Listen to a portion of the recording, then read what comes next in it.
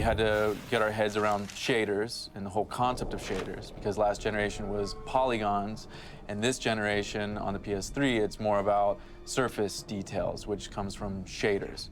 So that's using any number of textures in conjunction to get a rendering effect on the surface of the polygon. So on the PS3, we had to take on a new concept of lighting. You know, HDR lighting, the high dynamic range lighting, gave us the ability to really stretch the values, that scale of contrast, lights and darks in image space to a broader range.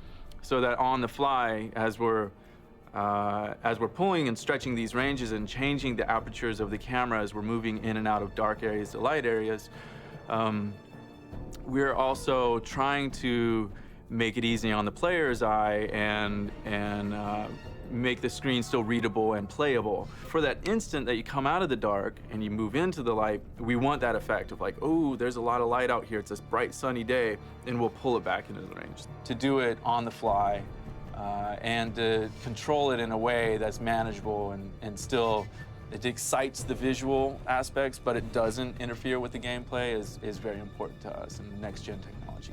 PlayStation 3 is like, you know, allowing us to do these amazing things runtime.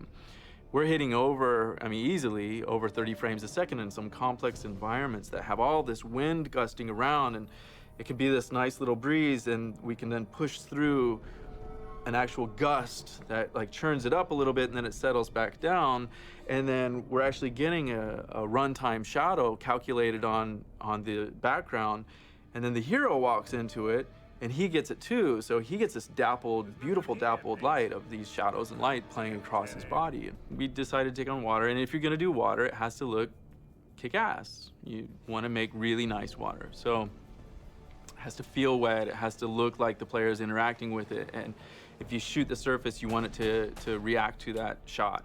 If you shoot near the surface, maybe there is some sort of an impact on the soil that you also want to kind of, that wind would impact, and we get that as well. And the water has to flow, it has to fall, and it has to break up, and it has to have volumetric particles at the bottom. It has to, water's hard. We have a volumetric shader that is used for our waterfall, so it actually has, what that means is there's a depth to it. Volumetric meaning it has a parallaxing effect. So we get a faster inner moving, a slower outer moving, and then we add volumetric particles on top of that of a mist.